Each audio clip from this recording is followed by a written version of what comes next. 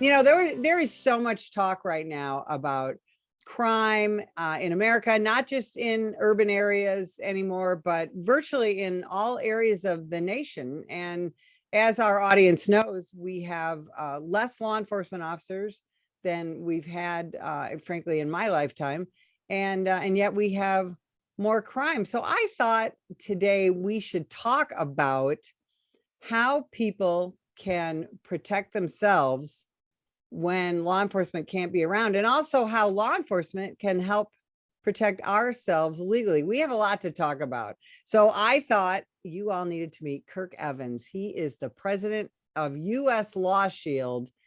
And we're going to talk, first of all, about what your company does, Kirk, and how they help safety-minded Americans. Sure. We are the nation's largest legal defense for self-defense program. There's two parts to that. One, for a small monthly fee, we will provide you with a legal defense from start to finish if you ever have to use your firearm or any other lawful weapon to defend yourself or others. The other half of that program, though, is education. Doesn't do anybody any good whatsoever to do the first part if they don't know the second part, which is education. And we do thousands of seminars every year for folks who want to learn about gun law and gun rights. And we provide a number of publications, newsletters, and actually wrote books in the majority of states on the gun law in those states. So I love what you're saying, because there's a lot of talk in the media that, don't get a gun, they're dangerous. Or there's other people saying, well, you better get a gun to protect yourself. But as someone who has carried a firearm since I was 21 years old, I know that just owning and carrying a gun is not very valuable if you don't know how to use it, and also when to use it, where you can use it legally, because in the United States, we have the Second Amendment, but then each state is able to regulate when you can use your firearm, both as a citizen, as law enforcement, and as retired law enforcement. So there's a lot to unpack here. So let's first talk about education. What does your average citizen need to know, Kirk, if they're thinking, you know what, I do need to get a firearm to protect my family? What do they need to think about first? Well, so there's two parts to it, but I'll say one is get educated on the laws in your state. And just from a basic point, there are disqualifications on who can own or possess a firearm, and those differ in every single state and at the federal level. So you might have, some quirky little restraining order from an old divorce that went away that seems like it was nothing, and you might be barred from possessing a firearm. So, you see a hot story on the news, run out, buy a gun, and you haven't got the law correct in your state or federally, you might be a felon at that point. So one, figure out, can I even possess this firearm? Then two, you have to figure out, and this is a very personal decision, what are you going to use this firearm for? When are you going to use it, and what do you feel comfortable doing? And I will say, frankly, we have members. I remember a member, and she is a member of our program, but she said, no, if we have to use it, it's going to be my husband. And she has a gun. She just knows that at the end of the day, maybe this is not the thing for her.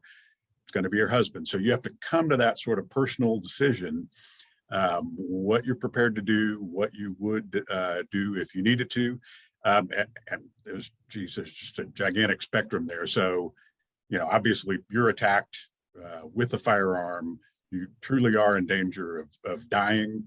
Most people can bring themselves to think that they're going to use a firearm there, but what if it's, something in the middle of the road? What if it's a property issue or someone who is unarmed? You need to think through all of those personal circumstances, what's right for you, what you're going to feel comfortable doing. Then once you get there, then you need to be trained up on that firearm. We deal with thousands and thousands of instructors around the country, firearms instructors, and I've heard stories, frankly, there are people that come to them that probably should not have. I mean, we're pro-gun, we're a gun, we support everybody who wants to tote a gun, but frankly, there are some people who should not have a gun, don't know how to use it, aren't ready to use it. And so if that's you, you better get trained up, you better practice, you better figure out how to use it, so that if the time comes, you do use it. And then finally, get educated, not just on when you can have that gun, but get educated on when you can use the gun. And the laws vary in every single state. Some states, for here in Texas, technically under the law, you could shoot someone for criminal mischief in the nighttime. Probably not a good idea. But in other states, in New Jersey, you have to yell out to tell people, if you have an intruder in your house, you have to yell out to try to get them to leave before you can shoot them in your home. So learn the law in your state on when you can use that gun. You bring up so many fantastic points. And one of the things that I want to talk about is the fastest growing demographic, correct me if I'm wrong, in firearms today is women. Right. Oh, and absolutely. we have been heading on an upward trend for women purchasing and owning and carrying firearms. And I know as a public speaker, I very often encounter citizens, women who have decided they want to carry a firearm. So they very often they will talk to a man that they respect or appreciate or they think is knowledgeable. And then they end up with this giant, because they've been told you've got to have this 45 with a, 2-foot extended magazine and all these things. And they're scared to death of it. They can't hold it, much less shoot it. And so it ends up sitting in a safe, kind of a very expensive item in their safe. And it doesn't do them any good. Can you talk about that a little bit and what your organization does for example, novice shooters and novice possessors, especially women? Sure, and a couple ideas on that is you can go. Women can go with friends who are women. There's sort of you feel more comfortable in numbers. Going by yourself, heck, even for guys, going by yourself to the range for the first time is very intimidating. You just, what are they going to ask me? What should I do? How do I carry it? That's very intimidating. But go, maybe get a bunch of friends and go together and go take a class. We do have a couple publications on range etiquette, range behavior, and our members can access those. You can read up on all of that beforehand, and then, either go with a significant other or even, maybe even a son or a father, or just get a bunch of ladies out there. There are, well-armed women. There are a bunch of nationwide and state women's organizations for women shooters, and you can look into those to get more comfortable. I would say the two, probably for me, the two most important things is one, get educated on the stuff we talked about earlier, where you can carry, when you can use it, and can I even have this gun? This is for the novice.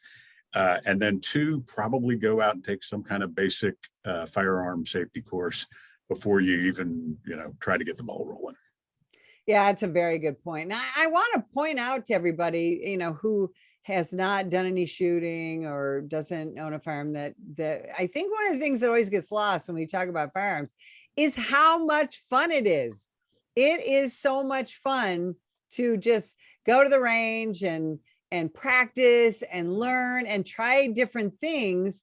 And again, especially for women and, even appropriate age children, all of my kids were involved in shooting sports and huntings and all that before they were adults. It's a lot of fun. It teaches great responsibility. It teaches people how to really think on their feet. And so I don't want everybody to be, oh my gosh, it's so scary, we're talking about guns, because shooting is really fun, isn't it? Yeah, so I would say that the first 5 minutes in the range with all the pows and bangs and everything like that, But I'm 100% with you. Once that wears off, it is absolutely fun. Both of my kids, 9, 10 years old, were loving. They learned how to clear, jams in their firearms and how fast they could do it, and obviously very safely. But once that they overcame that, they're just absolutely tickled pink and beg me to go to the range whenever we can. So, Kirk, we have the Second Amendment, which, in theory says that we can all, possess a firearm, utilize it if we need. We all, in theory, have laws that say if my life is in danger, that, as an American, I can utilize deadly force to save my life. So with all that, why do people need insurance? Well, what's the best way to boil that down? There are cases where people are charged every day where it is clearly self-defense. We just had a case 2 weeks ago where our program attorneys were just, this is absolutely self-defense. The DA was convinced this is absolutely murder.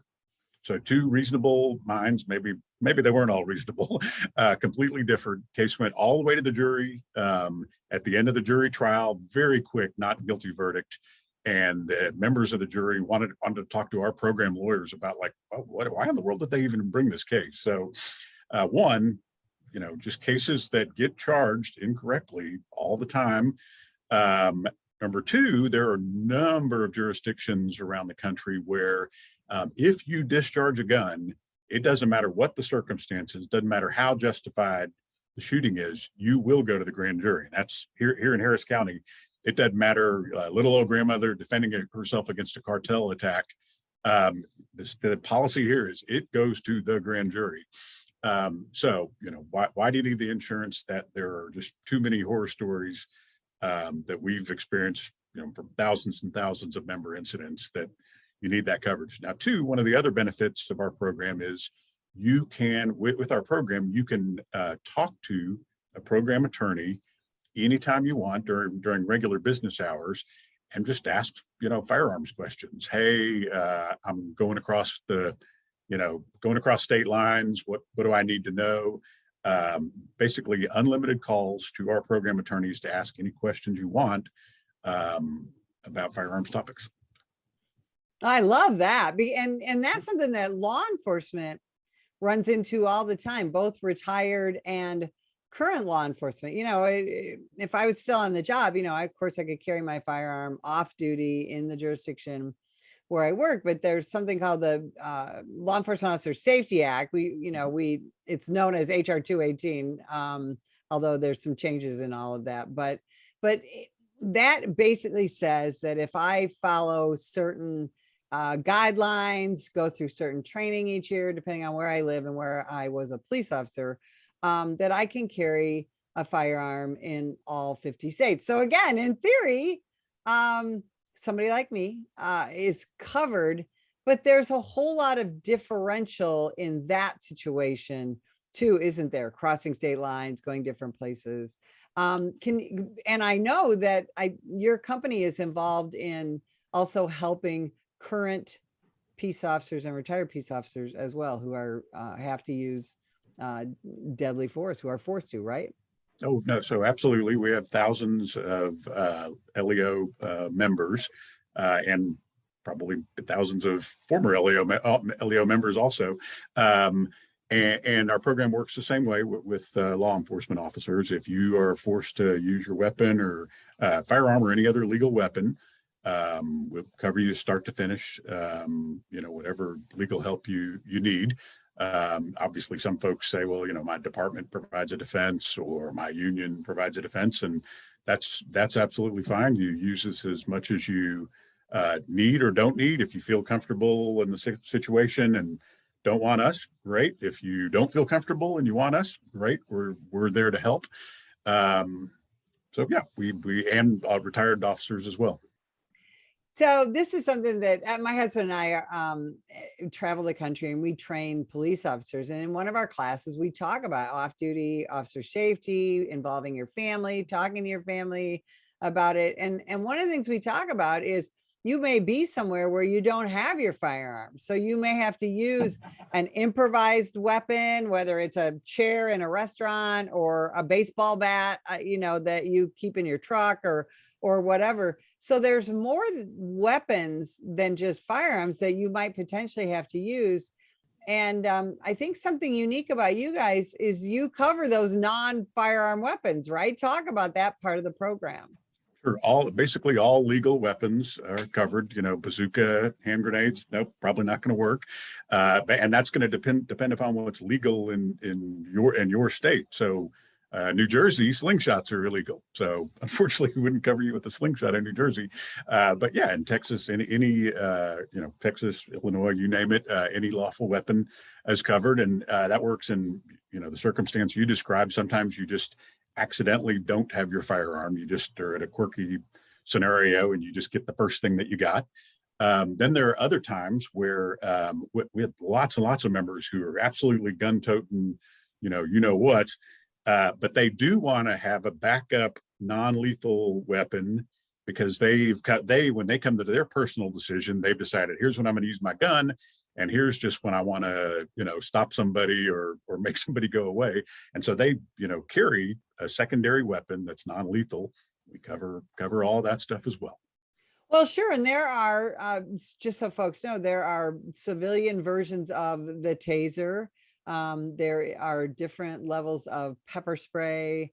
There are different striking instruments that, citizens can purchase and train with and utilize. So yeah, there absolutely are lots of non-lethal or less lethal weapons that are available. And it's good to have not only the education about them, but the legal coverage as well to be able to utilize that. Because again, going back to what we were talking about in the beginning, we really are living in a nation now where we have less police officers, higher response time very often, and frankly, more crime. So in areas where you weren't, thinking you were going to be the victim of a crime, you might well be the victim, right?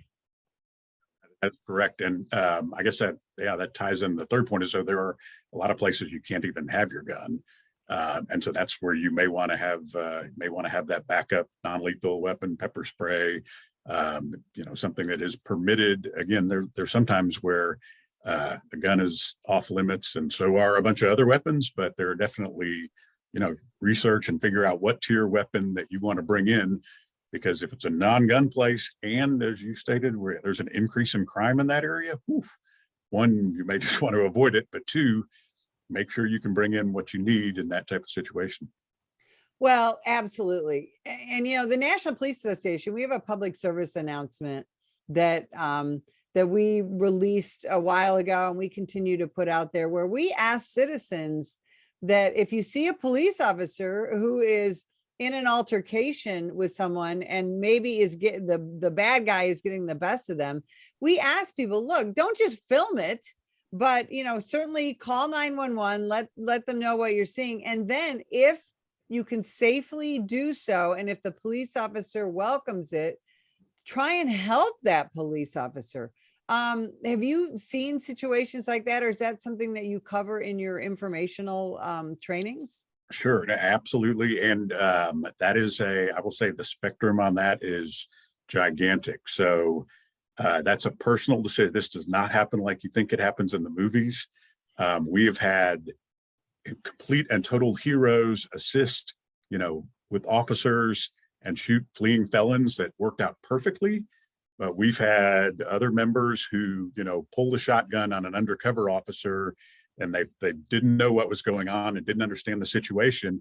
And they now have pulled a shotgun on an undercover police officer and are charged with assault with a deadly weapon on a peace officer. Horrible situation. So this is one, to me, it is very, very difficult. There's a gigantic spectrum, but as you described, so what I would say, the sort of the easy one, officer down, someone about to, execute innocent people. There's no other possibility. If you can get the officer to indicate he wants help, then, yes, we encourage that. The other end of the spectrum, 7 officers responding to shoplifting, they seem to have it under control. do not pop up with your gun at the scene and, decide you're going to jump in to help these 7 officers on a shoplifting case. It is not a typical, you know this better than me, it is not typical for an officer to encounter this. So we recommend make sure the officer wants your help, make sure the officer knows who you are. Don't do just pulling out a gun in the middle of a criminal situation with an officer there, because for all he knows, you're helping the bad guy. And then for all you know, you're pulling the gun on an informant or an undercover police officer. So this is very, very, very tricky. Make for darn sure you understand what is going on before you do that, and do try to get the officer's permission / request for help. Well, and you bring up such an important point. And what I want people to really understand is when we encourage, and when people, when companies like you encourage people to utilize their Second Amendment rights, we encourage it, and you encourage it with the utmost of seriousness and responsibility. And that is really what the Second Amendment is all about, right? No, that's correct. It does not do anybody any good to have an uneducated gun owner take their gun into a place where they can't use it, in a ridiculous, shoot somebody on their front lawn who's yelling bad word. It just doesn't do anybody any good. It is always a last resort. There's just, just think long and hard, and just hope it doesn't happen to you where you do have to use your firearm. Kirk, where can people find out more about U.S. Law Shield? Sure. Just go to uslawshield.com. The website tells it all, and lots of great info there. Thank you so much for educating us today, spending time with us. And if you would like more information about the National Police Association, visit us at nationalpolice.org. Ma'am, put the gun down! Put the gun down! Last year, law enforcement officers were involved in hundreds of thousands of use of force incidents. A use of force incident is when an officer must use nonverbal tactics to gain control of a dangerous situation. Put the knife on the ground. In many cases, officers have no choice but to use force when a suspect doesn't comply with a lawful order. Use of force is always ugly. No one likes it, especially police officers. Together, we can help de-escalate these dangerous encounters. Help police officers by complying with their lawful orders. Don't attack, attempt to disarm, or flee from an officer. Use of force is an officer's last option. Most incidents can be avoided by not resisting arrest. If you feel you've been wrongfully detained by a police officer, then seek a legal solution after the encounter has been resolved. Let's keep everyone safe. Comply now and complain later.